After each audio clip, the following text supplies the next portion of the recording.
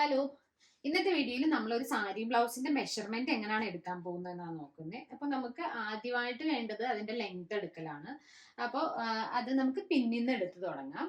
ഇപ്പൊ ഞാൻ ഇവിടെ ഇങ്ങനെ ബ്ലൗസ് ഇട്ട് വെച്ചിട്ടുണ്ട്. ഇപ്പൊ നോർമലി നമ്മളിപ്പോ ബോഡിയിൽ നിന്ന് എടുക്കുവാണെങ്കിലും ഇവിടെ ഇങ്ങനെ ഈ ഒരു ഷോൾഡർ ഇല്ലേ, നെക്കിന്റെ താഴ്ഭാഗത്തായിട്ട് ഇവിടെ നിന്ന് ഇങ്ങനെ വെച്ചിട്ടാണ് താഴേക്ക് എടുക്കുക.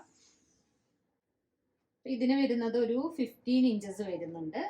പിന്നെ ബ്ലൗസിൽ നിന്ന് എടുക്കുകയാണെങ്കിൽ ബ്ലൗസിന്റെ സ്റ്റിച്ച് എവിടെയാണ് വന്നിരിക്കുന്നത് നോക്കിയിട്ട് ആ ഒരു സ്റ്റിച്ചിൽ നമ്മളിപ്പം നോർമലി ഇപ്പം ടേബിളിന്റെ പുറത്തൊക്കെ വെച്ച് എടുക്കുകയാണെങ്കിൽ ആ ഒരു സ്റ്റിച്ചിന്റെ ഭാഗത്ത് ഇങ്ങനെ വെച്ചതിന് ശേഷം നമുക്ക് എത്രത്തോളം നീളമുണ്ടോ അതാണ് നമ്മൾ എടുക്കാറുള്ളത്. ഇതിനോടൊപ്പം 1 ഇഞ്ച് കൂട്ടിയിട്ടാണ് നമ്മൾ ലെങ്ത് കട്ട് ചെയ്യുന്ന സമയത്ത് അളവിടുന്നത്.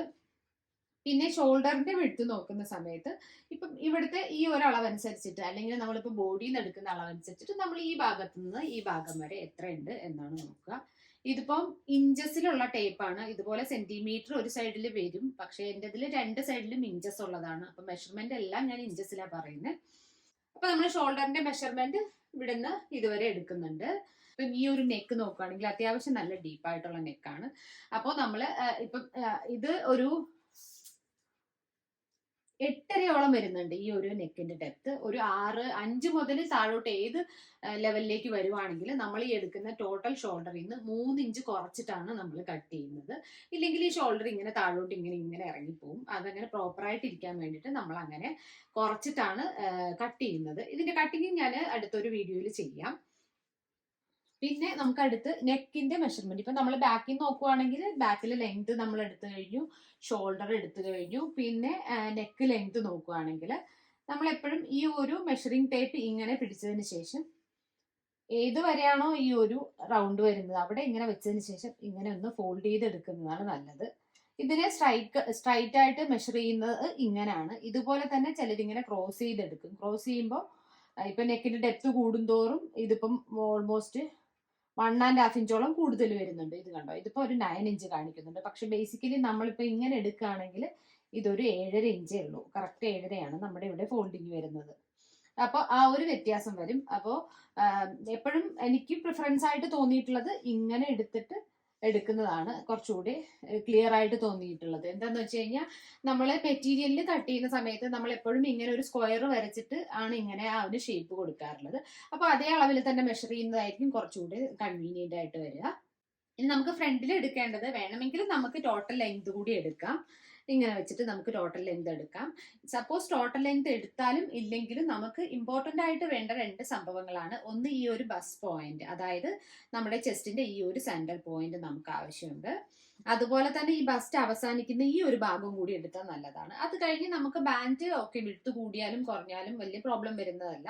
പിന്നെ ഓരോരുത്തരുടെ ഇഷ്ടം അനുസരിച്ച് ചിലർക്ക് ലെങ്ത് നന്നായിട്ട് കൂടുതൽ വേണം എന്ന് പറയുന്നവർക്ക് നമ്മൾ ബേസിക്കലി ബാക്കിലും കൂടുതൽ എടുക്കും. അതനുസരിച്ചിട്ട് ഫ്രണ്ടിൽ അഡ്ജസ്റ്റ് ചെയ്യാവുന്നുള്ളൂ.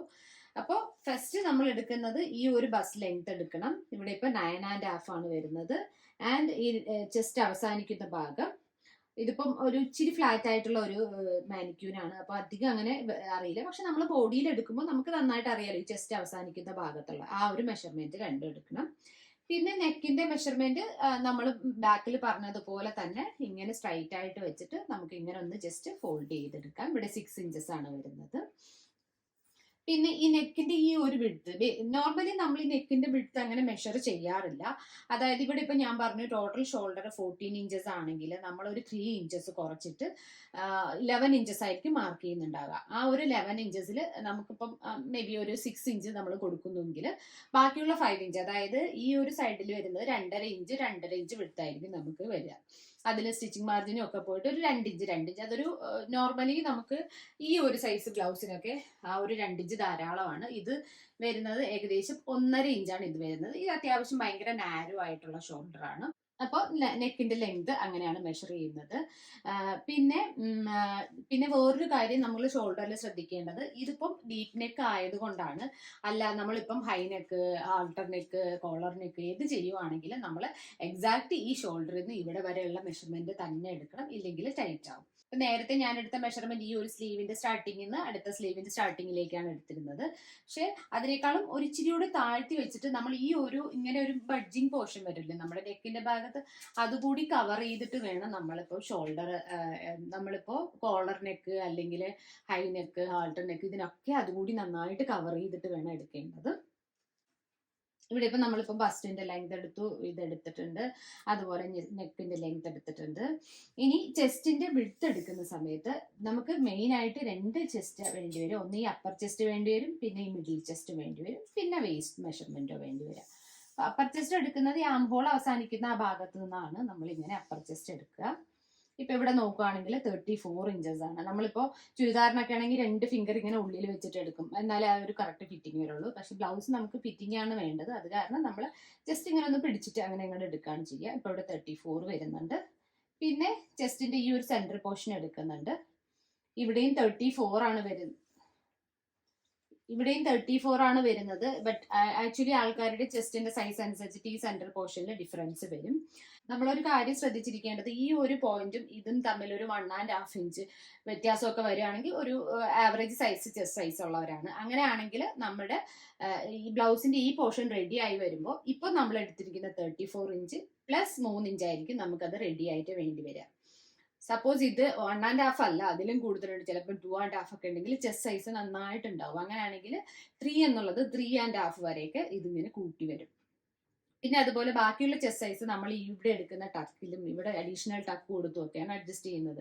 അപ്പൊ ബിഗിനേഴ്സിന് മേ ബി അത് മനസ്സിലാവുന്നുണ്ടാവില്ല. കുറെ അധികം നമ്മൾ ശരിക്കും ബ്ലൗസുകൾ ചെയ്ത് വരുമ്പോഴാണ് നമുക്ക് ഓരോരുത്തരുടെ ബോഡി അനുസരിച്ചിട്ട് നമുക്ക് ഇതിൽ മാറ്റം വരും എന്നുള്ളൊരു ഐഡിയ കിട്ടുക. അപ്പോൾ കുറച്ചൊക്കെ ഒന്ന് സ്റ്റിച്ച് ചെയ്ത് വരുമ്പോൾ ശരിക്കും ചെസ്റ്റ് സൈസ് അനുസരിച്ചിട്ട് നമുക്ക് ഓട്ടോമാറ്റിക്കലി അതിൽ വേരിയേഷൻസ് എങ്ങനെയാണ് വരുത്തുന്നതെന്ന് ഒരു എക്സ്പീരിയൻസ് കൊണ്ടുള്ള ഒരു ചേഞ്ചസ് നമുക്ക് ചെയ്യാൻ പറ്റുക. ഇപ്പം ഓക്കെ നമുക്ക് മാത്രമാണ് ചെയ്യുന്നത്, നമുക്ക് എപ്പോഴും ഒരേ അളവിലായിരിക്കുമല്ലോ ചെയ്യുന്നത്. അങ്ങനെയൊക്കെ ചെയ്യുകയാണെങ്കിൽ ആദ്യം നമ്മുടെ ബോഡി ഒന്ന് അറിഞ്ഞു വെക്കുക, അത് കഴിഞ്ഞ് ഓട്ടോമാറ്റിക്കലി മറ്റുള്ളവരുടെ ചെയ്ത് വരുമ്പം അത് ക്ലിയർ ആവുകയാണ് ചെയ്യുക.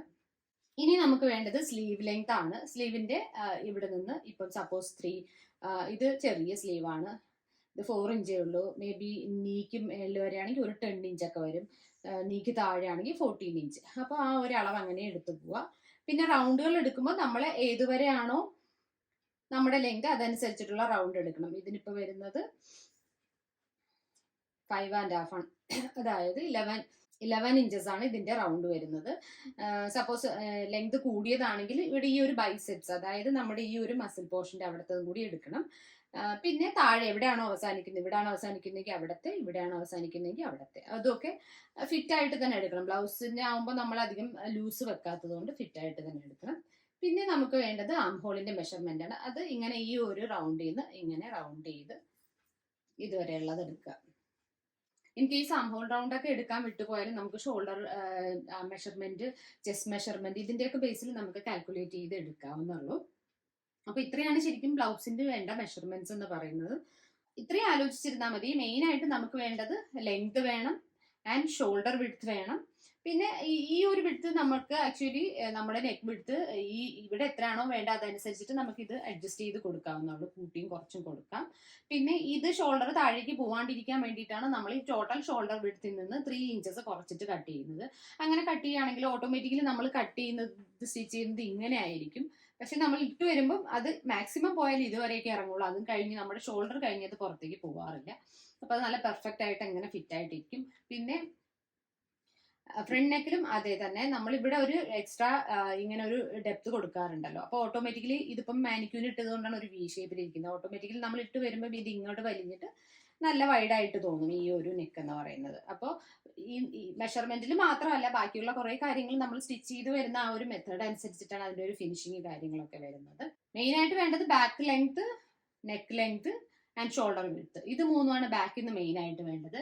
ഫ്രണ്ടിലേക്ക് വരുമ്പോഴത്തേക്കും നമുക്ക് ഫ്രണ്ടിലെ നെക്കിന്റെ ലെങ്ത് വേണം, അതുപോലെ ബസ്റ്റ് ലെങ്ത്, ഈ ഒരു ബസ്റ്റ് കഴിഞ്ഞിട്ടുള്ള ലെങ്ത്, പിന്നെ വിഡ്ത്ത് വരുമ്പോഴത്തേക്കും ഇപ്പോൾ അപ്പർ ചെസ്റ്റിന്റെ വിഡ്ത്ത് ആൻഡ് ബസ്റ്റിന്റെ വിഡ്ത്ത് ആൻഡ് ഈ ഒരു റൗണ്ട്, ഇത്രയാണ് വേണ്ടത്. പിന്നെ വേണമെങ്കിൽ നമുക്ക് ഈ ഒരു ചെസ്റ്റിന്റെ വിഡ്ത്ത് കൂടി എടുക്കാം.